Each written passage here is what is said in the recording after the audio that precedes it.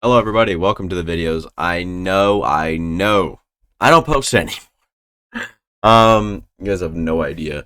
Yeah, just hasn't been a good time for me, but we're back. We are recording again, and we're here to talk about some draft results stuff. Maybe I'll bring some Madden stuff to you guys as well, but this will be the only video you guys are getting for the next 5 days. 'Cause I'm actually gonna be gone. So for the next 4 whatever it is. So unfortunate for you guys, but I'll be back. I'll be better. Promise I will upload a lot more. But let's hop right into this. I'm going to look at my top 5 favorite draft classes, and one starts with the Arizona Cardinals here. I will give them probably a solid 8.5 out of 10. So I guess I can give them all the same grades. I mean, they're really good drafts, and I think if you address a pillar left or right tackle, probably will play left for you. I know you have Beecham and Humphreys there. They're both older, and Paris Johnson's probably better than both of them 2 years down the road already. So also you grab BJ Ojulari as well. That's huge. BJ Ojulari, a really good overall player. I think that he's one of the safer options at edge this year if you're not really banking for upside. He also has a pretty high floor, and his ceiling I can probably get a lot better as well. So that's not bad either. Next pick you have is Garrett Williams, a borderline first rounder if he doesn't get injured. I like him quite a bit. I think that there is fringe top 50 type of talent in this player, so to get him at 72 isn't horrible. I don't know a whole bunch about Garrett Williams, but really like the pick. Same thing with Michael Wilson, really elite separator, shined at the Senior Bowl. Stanford receiver, stands tall. He is a excellent route runner, and unfortunately has had an injury riddled career, and that might be what's holding him back at 94. He's one of these receivers in this draft class, one of the few that actually has true size and talent. So Michael Wilson up there as well for sure. Give me, Clayton Tune's pretty good. We don't know Kyler Murray's timetable. Colt McCoy, I don't even know if he's still there. Owen Papo, you get a phenomenal athlete in the middle of the field. That's not even bad. I've heard great things about Kytrell Clark. Maybe down the road, maybe 3 years from now, becomes a rotational defensive back that can kind of play multiple different spots for you. So that is the draft. It's a really good one. Moving on. I really love this Bengals draft. You guys see the draft right there. I'm not going to try to stay up there for too long. Copyright from NFL Network and ads that just like Nissan, all that good stuff. But at 28, you got Myles Murphy, a very high upside athlete with a lot to like on the field. At 28, I really like that. I could have seen him going in the teens, late teens to the back end of the first round, and unfortunately he fell pretty far. You get a great player at 28. Sure, you could have taken a tight end, which they didn't all draft class long, so I'm kind of high on Irv Smith right now. I'll tell you that much.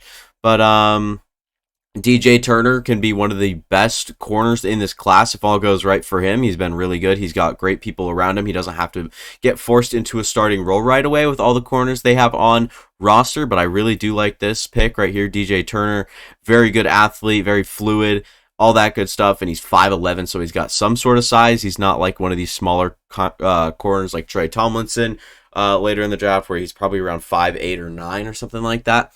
So got a little bit more size here with DJ Turner. He's not the biggest guy, but man, he can move. He's quite the athlete, and I think that he can be really good at the next level.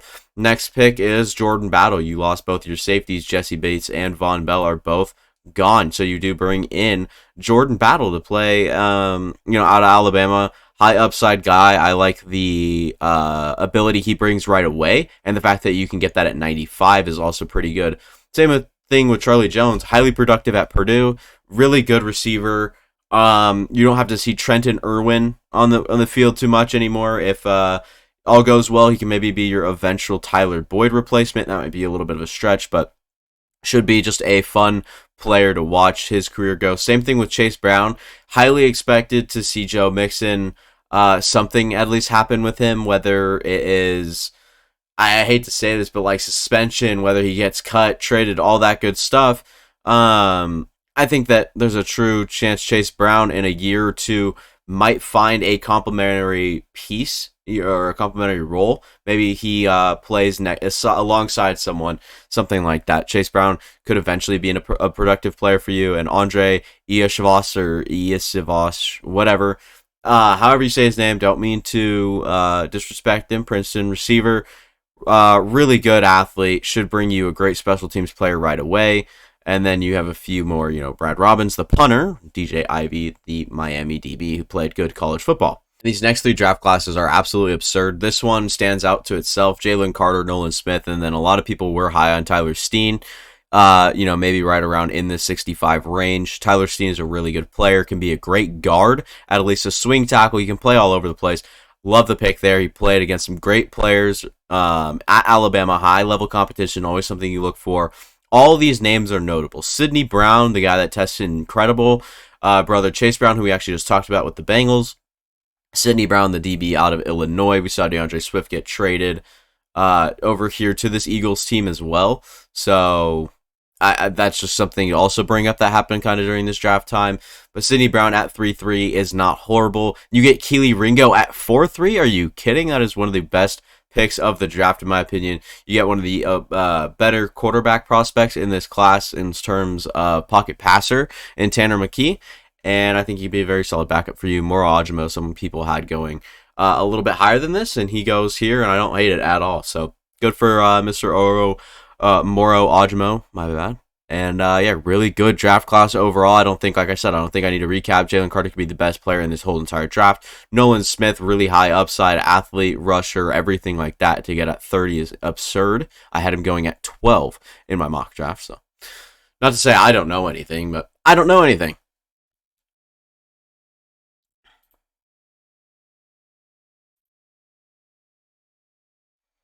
Next team is the Pittsburgh Steelers, where they got Broderick Jones at 14. They made that trade up with the New England Patriots from 17 up to 14. Happy to see them jump, get the right guy, and it really, really, really sucks to be the Jets, who probably would have enjoyed a player like Broderick Jones at that spot. Unfortunately, they moved down 2 spots with my Green Bay Packers, and we didn't get any cash in at the value we had. So whatever, we had a horrible draft in my opinion. Sure, some people might look at it differently, but I would have gone different ways. Joey Porter Jr., first pick of the second round. I think that is perfect for this Pittsburgh team. I think the right people just fell to him. Consistent scheme guys like Keanu Benton. Holy crap. I would really love this pick at 49. Fringe top 50 player in Keanu Benton could be even better than that. So, like Keanu Benton right away. You get Darnell Washington at 330. I don't think anyone saw that coming. Really great, incredibly high upside player. You don't really know what you have with Pat Freiermuth long-term wise, but right now he's already a good option at tight end. I didn't have my hand on my mouse, and somehow it just scrolled down for me, so I don't know. That's how much the computer might like Darnell Washington as well, as he's a very, very, very fun player, and you get him at 330, you just kept getting value back on your picks. Nick Herbig, same thing. To get him at 430, a versatile piece like that, linebacker, maybe edge rusher out of Wisconsin, should be very fun to see how they kind of play him.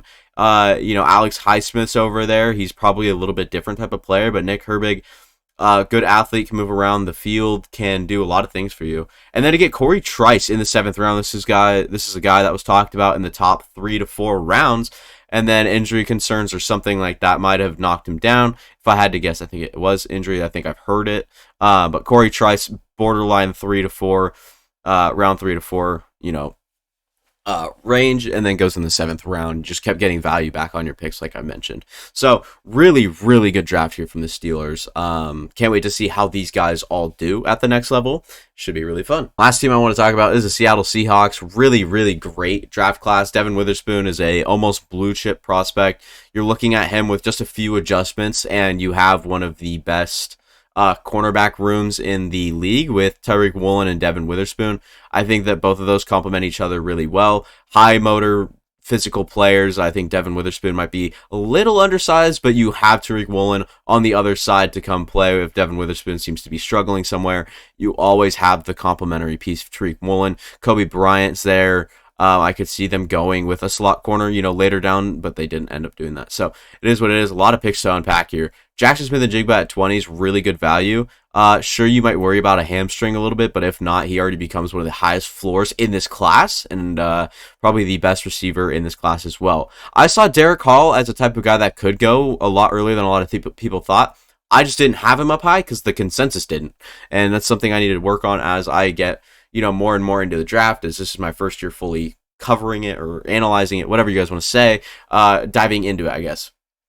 And I was like, okay, why isn't Derek Hall talked about as a higher end prospect? I think he has a lot to offer. And the Seahawks thought the same thing at 6. You went ahead and cashed that card in. You got him at 37. Derek Hall is a great player. Then you drafted just an overall great player in Zach Charbonnet as well. Like another guy I'm a fan of. To complement Ken Walker, you don't have to have both of them on the field all the time, worry about concern or injury concerns or anything like that after Ken Walker had his little stint of injuries last year as well. Anthony Bradford, I've heard good things about. Cameron Young, another guy that I think can play on that defensive line, not right away, but he might he might lean into a role or something. Mike Morris, a power to, what do they call it? Speed to power guy. Massive DN out of Michigan. Can't wait to see how he is in the league. Olu Oluwatimi. Oh my god, to get him in the 5th round is probably one of the most insane things I've seen. I saw him as a borderline 3 to 4 round, like 3rd and 4th round, but he is a starting center maybe right away, and if not, a year down the road, and that is all you can ask for. I mean, dude, why do you even have pop-up ads? You are the NFL. Can you get Mac and Kenny Tosh at 20, Jarek Reed at 21. So those are my favorite drafts from the 2023 NFL draft. Hopefully you guys enjoyed. I'm sure the 30 views that get onto this video are all people that have watched me before, and sorry for not uploading. See you guys next time.